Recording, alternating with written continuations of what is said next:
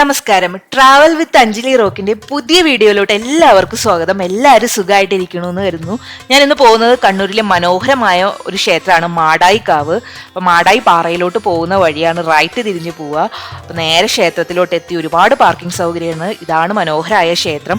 വടക്കൻ കേരളത്തിലെ ഭദ്രകാളി ക്ഷേത്രങ്ങളുടെ മാതാവ് എന്നാണ് ഈ ക്ഷേത്രത്തെ അറിയപ്പെടുന്നത്. ഈ കാണുന്ന ഒരു മരം കണ്ടില്ലേ, അശ്വത്ഥം എന്ന് പറയുന്ന ഈ മരത്തെ മൂലസ്ഥാനമായിട്ടാണ് കാണുന്നത്. അതായത് ദേവിയുടെ സാന്നിധ്യം ആദ്യമായിട്ട് വന്നത് ഈ മരത്തിലാന്ന് പറയുന്നത്. അപ്പോൾ ഈ മരത്തിനെ വലം വെച്ചുകൊണ്ട് വേണം നമ്മൾ ക്ഷേത്രത്തിന്റെ ഉള്ളിലോട്ട് പോകാനായിട്ട്. ഒരു ഓണ സമയത്താണ് വന്നത്. ഒരുപാട് തിരക്കുണ്ടെങ്കിൽ കൂടി നമുക്ക് മനോഹരമായിട്ട്, നമുക്ക് തിരക്കില്ലാണ്ട് എപ്പോഴും തിരക്കാണ് ഇവിടെ ക്ഷേത്രത്തിന്റെ നട തുറന്നു കഴിഞ്ഞാൽ. പക്ഷെ നമുക്ക് ദേവിയുടെ അനുഗ്രഹത്തിൽ എന്തോ സുഖമായിട്ട് തൊഴാൻ പറ്റി. ഒരുപാട് കാര്യങ്ങളും അറിയാൻ പറ്റി ഈ ക്ഷേത്രത്തിൽ വന്നിട്ട്. അപ്പൊ ക്ഷേത്രത്തിന്റെ രാവിലെ സരസ്വതി ഭാവത്തിലാണ്, ഉച്ചയ്ക്ക് ലക്ഷ്മി ഭാവത്തിലും വൈകിട്ട് കാളി ഭാവത്തിലാണ് ദേവി ഉള്ളത്. തിരുവനന്തപുരത്ത് ആറ്റിങ്ങലില് തിരുവാർക്കാട് ദേവി ക്ഷേത്രം എന്ന് പറഞ്ഞ സെയിം ക്ഷേത്രമുണ്ട്. സത്യത്തിൽ ഈ ക്ഷേത്രത്തെ തിരുവാർക്കാട് ദേവി ക്ഷേത്രം എന്നാണ് പറയുന്നത്. മാടായിക്കാവ് എന്ന് മറ്റൊരു പേരാണ്. അപ്പൊ രണ്ട് ക്ഷേത്രങ്ങളും തമ്മിലുള്ള ബന്ധം കൂടി ഞാൻ ഈ വീഡിയോയിൽ പറയുന്നുണ്ട്. ക്ഷേത്രത്തിൽ എങ്ങനെ എത്തിച്ചേരാം, അതിന്റെ ഐതിഹ്യം, എങ്ങനെ എപ്പോൾ തൊഴണം, ആചാരങ്ങൾ, വിശ്വാസങ്ങൾ, ക്ഷേത്രമായിട്ട് ബന്ധപ്പെട്ട മറ്റു ക്ഷേത്രങ്ങളൊക്കെ പറയുന്നുണ്ട്. വീഡിയോ സ്കിപ്പ് ചെയ്യാണ്ട് കാണാം. ഇഷ്ടപ്പെട്ട സപ്പോർട്ട് ചെയ്യുക. അപ്പോൾ ഒരു പ്രപഞ്ച ശക്തി ഭാവത്തിലാണ് നമ്മൾ അമ്മയായിട്ടാണ് ഇവിടെ ദേവിനെ കാണുന്നത്. ഈ ക്ഷേത്രത്തിൽ തൊഴുതു കഴിഞ്ഞ സത്യത്തിൽ നമ്മൾ കൊടുങ്ങല്ലൂർ അമ്മേനെയും തിരുമാന്താംകുന്ന് ദേവിനെയും തൊഴുതൊരു സായുജ്യം കിട്ടുന്നതാണ് പറയാ.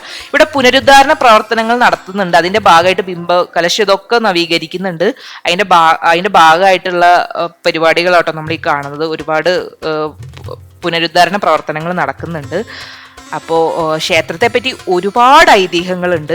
ഭദ്രകാളിയുടെ ഉഗ്രരൂപമാണ് കേട്ടോ ഈ ക്ഷേത്രത്തിൽ. പണ്ട് ചിറക്കൽ രാജകുടുംബത്തിന്റെ ഒരു ആരാധനാലയമായിരുന്നു. ഇന്ന് മലബാർ ദേവസ്വത്തിന് കീഴിലുള്ളതാണ്. ക്ഷേത്രത്തിലെ ദേവി, ഇവിടുത്തെ ഒരു ഭദ്രകാളി ശാക്തിക ഭാവത്തിലുള്ള ദേവി എങ്ങനെ ഉണ്ടായെന്ന് ആദ്യം ഞാൻ പറയാം. അതിനുശേഷം എങ്ങനെ മാടായിക്കാവിലമ്മയിലോട്ട് വന്നു എന്നും ഐതിഹ്യം പറയുന്നതാണ്. ഒരുപാട് ഐതിഹ്യങ്ങളുണ്ട്. ആദ്യം ദേവിയുടെ പറ്റി പറയാം. അതായത് പണ്ട് അസുരന്മാരുണ്ടായിരുന്നു, 2 ദാനവന്മാർ, ദാരിക, ദാനവേന്ദ്ര. ഇവർക്ക് ബ്രഹ്മാവിന്റെ വരം കിട്ടുന്നത്, അതായത് മനുഷ്യനാലും ദൈവത്താലും ഒന്നും മരണം കിട്ടില്ല. അതായത് ഇവരെ ആരെങ്കിലും വധിക്കാൻ നോക്കി അവരെ വീഴുന്ന രക്തത്തിൽ നിന്ന് വീണ്ടും അവർ പുനർജനിക്കും.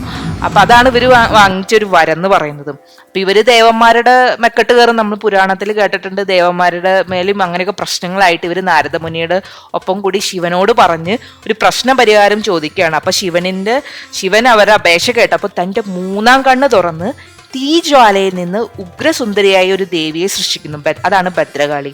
അപ്പോൾ ഭദ്രകാളി ഇവരും തമ്മിലൊരു യുദ്ധം നടക്കാണ്. പക്ഷേ ഓരോ തുള്ളി വീഴുമ്പോഴും പുതിയ അസുരന്മാരുണ്ടാവാന്നല്ലേ പറഞ്ഞേ. അപ്പൊ ഇതിന് പ്രതിവിധിയായിട്ട് ഭദ്രകാളി ചെയ്തത് തന്റെ ഉഗ്രരൂപത്തിൽ ഭദ്രകാളി ഈ രക്തം വീഴുന്നതൊക്കെ ഭദ്രകാളി നക്കി തുടച്ചു.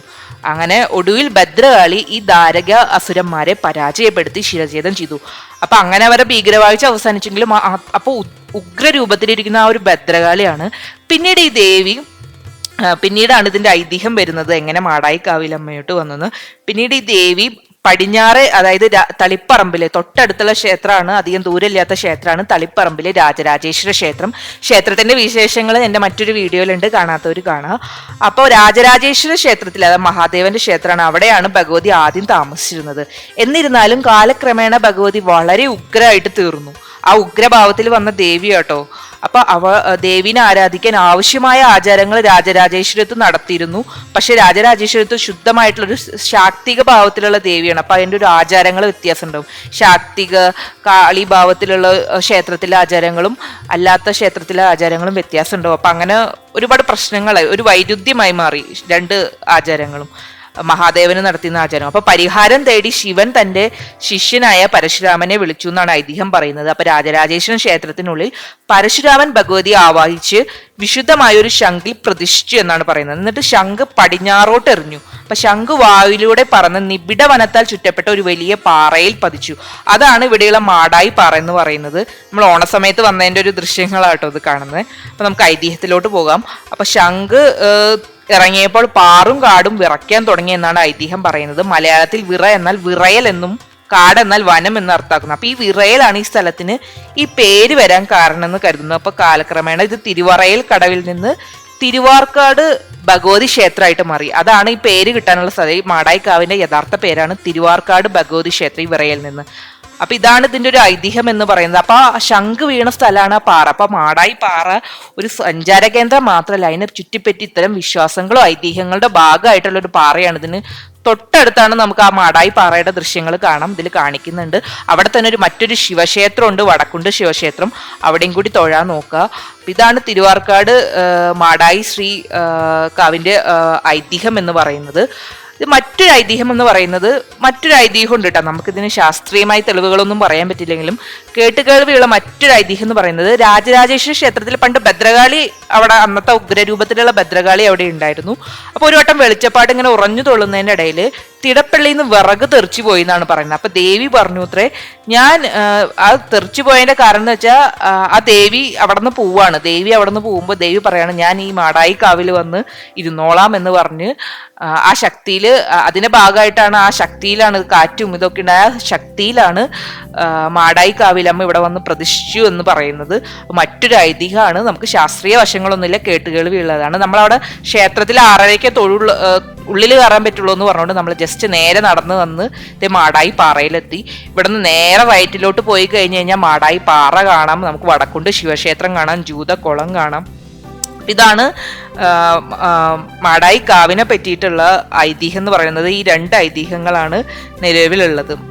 അപ്പോൾ ഒരു തിന്മയ്ക്കെതിരായ ഉഗ്രമായ സംരക്ഷകയായും സ്ത്രീശക്തിയുടെ ശക്തമായ പ്രതീകമായിട്ടുമാണ് ഇവിടെ ഭദ്രകാളിയെ ആരാധിക്കുന്നത്. ദാരികയുടെയും ഭദ്രകാളിയുടെയും കഥ നന്മയും തിന്മയും തമ്മിലുള്ള പോരാട്ടം മറികടക്കാൻ കഴിയാത്ത വെല്ലുവിളികൾ നേരിടുമ്പോൾ, അതായത് നമ്മുടെ കുടുംബത്തിന് എന്തെങ്കിലും പ്രശ്നങ്ങൾ, അങ്ങനത്തെ പ്രശ്ന പരിഹാരം, അല്ലെങ്കിൽ ബ്ലാക്ക് മാജിക്കോ അങ്ങനത്തെ ഓരോ കാര്യങ്ങളൊക്കെ ഉണ്ടാവുമല്ലോ. അപ്പൊ അതിൽ പ്രശ്നങ്ങൾ വരുമ്പോൾ കൂടുതലായിട്ടും അത്തരം പരിഹാരത്തിന് വേണ്ടി എത്തുന്നൊരു ക്ഷേത്രം കൂടിയാണ് മാടായിക്കാവിലമ്മ. അപ്പൊ ക്ഷേത്രത്തിന്റെ വാസ്തുശില്പ തന്നെ പ്രത്യേകത്തിലുള്ള, അതായത് രുരുജിത്ത് എന്ന് പറഞ്ഞൊരു ക്ഷേത്ര വാസ്തുശില്പാണ് ഇവിടെ ഉള്ളത്. അപ്പൊ ഇവിടെ ആദ്യം നമ്മൾ വരുമ്പോൾ തൊഴേണ്ടത് ശിവന്റെ ശ്രീകോവിലുണ്ട്, അതായത് കിഴക്കോട്ടാണ് ദർശനം. അപ്പൊ അതിന് ചേർന്നാണ് ഭഗവതിയുടെ ശ്രീകോവിൽ പടിഞ്ഞാറോട്ട് ദർശനമായിട്ട് നിൽക്കുന്നത്. അപ്പോൾ ഭഗവതിയുടെ സന്നിധാനത്തിൽ നേരെ എതിർവശത്തായിട്ട് മാതൃശാല സ്ഥിതി ചെയ്യുന്നു. സപ്തമാതൃക്ഷേത്രമാണ്, അതായത് എല്ലാ ദൈവങ്ങളെയും കൂടിക്കൊള്ളുന്ന ശക്തിയേറുന്ന സപ്തമാതാക്കള്, ഇവരെയും തൊഴുത് ശിവനെയും സപ്തമാതാക്കളെയും, പിന്നീട് ഗണപതി ഉണ്ട്, കിഴക്കോട്ട് വീരഭദ്രൻ ഉണ്ട്. ഇവരെയൊക്കെ തൊഴുതിട്ടാണ് നമ്മൾ ദേവിനെ തൊഴാൻ പോവാം.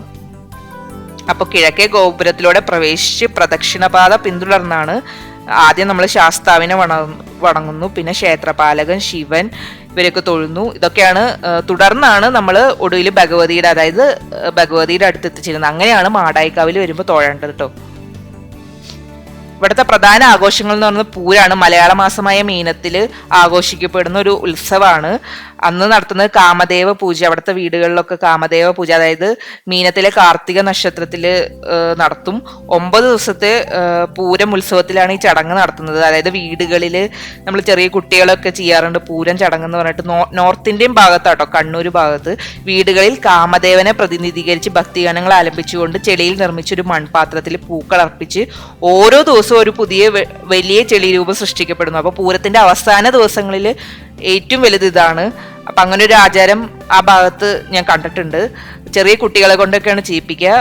അതാണ്. പിന്നെ നിറപ്പുത്തിരി ഉണ്ട്. വിളവെടുപ്പ് ആഘോഷിക്കുന്ന സമയത്താണ്. അതായത് വിളവെടുപ്പ് വിവിധ ഇലകളിൽ പൊതിഞ്ഞ് ദേവന് സമർപ്പിക്കുന്ന ഭഗവതിക്ക് നിവേദ്യം നൽകുന്നു. പിന്നെ പെരുങ്കലശുണ്ട്.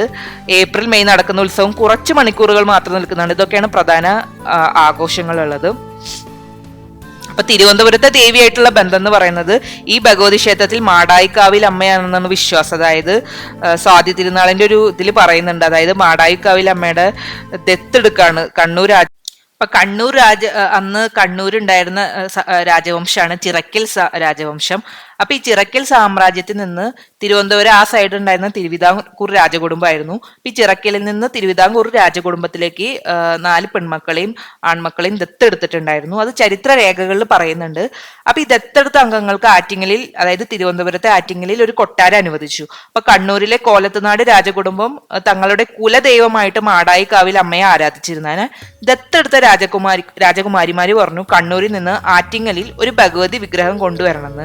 അങ്ങനെ ആ വിഗ്രഹം കൊണ്ടുവന്ന് മാടായിക്കാവിൽ അമ്മയായിട്ട് അവിടെ ആരാധിച്ചു. അപ്പൊ അവിടുത്തെ നമ്മുടെ കണ്ണൂരുള്ള അതേ മാടായിക്കാവിൽ അമ്മയുടെ അതേ ആചാരപ്രകാരമാണ് അവിടെ അമ്മയെ ആരാധിച്ചത്. അപ്പൊ തുടക്കത്തിൽ കൊട്ടാരത്തിനുള്ളിൽ താമസിച്ചിരുന്ന രാജകുടുംബം പിന്നീട് സമീപത്തായിട്ട് ഭഗവതിക്ക് ഒരു സമർപ്പിത ക്ഷേത്രം പണിതുവെന്നും പിന്നെ ഈ രാജകുമാരിമാർ പിന്നീട് കണ്ണൂരിലെ കോലത്തുനാട് രാജകുടുംബത്തിൽ നിന്നുള്ള രാജകുമാരന്മാരെ വിവാഹം കഴിച്ചു എന്നാണ് പറയപ്പെടുന്നത്. അപ്പൊ അന്ന് അവിടെ ദത്തെടുത്തലിന്റെ ഭാഗമായിട്ട് വന്ന ഒരു ഒരു ക്ഷേത്രമാണ് അവിടുത്തെ തിരുവാർക്കാട്, തിരുവനന്തപുരത്തെ ആറ്റിങ്ങലിലുള്ള തിരുവാർക്കാട് ദേവി ക്ഷേത്രം എന്ന് പറയുന്നത്. 2 ക്ഷേത്രത്തിന് ഒരേ പേരാണ്. അതാണ് ഈ ക്ഷേത്രമായിട്ട് ബന്ധപ്പെട്ട മറ്റൊരു ക്ഷേത്രം എന്ന് പറയുന്നത്. പിന്നെ ഈ മാടായി പാറയെ പറ്റി പറയുകയാണെങ്കിൽ അന്ന് ആ ശംഖ് വീണ് പാറയാണ്. അപ്പോൾ ഒരു വിശ്വാസത്തോടൊപ്പം തന്നെ ചരിത്രപരമായി ഒരുപാട് പ്രത്യേകതകളുള്ള ഒരു സ്ഥലമാണ് ഈ മാടായി പാറ. അപ്പോൾ ക്ഷേത്രത്തിൽ തൊഴുത് കഴിഞ്ഞ് മാടായി പാറയുടെ ഭംഗിയൊക്കെ ആസ്വദിച്ച് അവിടെ ഒരു നേരെ പോവുകയാണെങ്കിൽ ആ പാറയുടെ ആ ഒരു അവസാനം വരെ പോവുകയാണെങ്കിൽ നിങ്ങൾക്ക് ഇടത്തെ സൈഡിൽ ഒരു ശിവക്ഷേത്രം കാണും. ക്ഷേത്രത്തോടനുബന്ധിച്ചൊരു കുളം കാണാം. അവിടെ നിന്ന് ഒരു 800 മീറ്റർ നീങ്ങിയാൽ നിങ്ങൾക്ക് ഒരു ജൂതക്കുളം, ചതുരക്കിണറൊക്കെ കാണും. ഭയങ്കര ചരിത്രപരമായിട്ട് പ്രത്യേകതകളുള്ള ഒരു സ്ഥലം കൂടിയാട്ടോ മാടായി പാറ. തീർച്ചയായിട്ടും ഈ വഴി വരുന്നുണ്ടെങ്കിൽ ഈ സ്ഥലങ്ങളൊക്കെ ഒരേ സ്ഥലത്ത് കാണുന്ന സ്ഥലങ്ങളാണ്. മനോഹരമായൊരു സ്ഥലമാണ്. പ്രത്യേകിച്ച് സായാഹ്നങ്ങളിൽ കാണാൻ അതിമനോഹരമായിട്ടുള്ള സ്ഥലമാണ്, പറഞ്ഞറിയിക്കാൻ പറ്റില്ല. അപ്പോൾ ഈ മാടായി പാറയ്ക്കും ഒരുപാട് പ്രത്യേകതകളുണ്ട്. അതായത് ചെടികളാലും പൂക്കളാലും വളരുന്നൊരു പാറയാണത്. പ്രത്യേകിച്ച് മഴക്കാലത്തും വസന്തകാലത്തൊക്കെ. പിന്നെ കുറേ ചിത്രശലഭങ്ങളും പക്ഷികളും ഒക്കെ ആകർഷിക്കുന്ന ഒരു പാറയാണ്. പിന്നെ വേനൽ മാസങ്ങളിൽ വരണ്ട കാലഘട്ടം ഉണ്ട് കേട്ടോ. ഒരുപാട് ജലാംശമുള്ള സ്ഥലമാണെങ്കിൽ കൂടി വരണ്ടതുണ്ട്.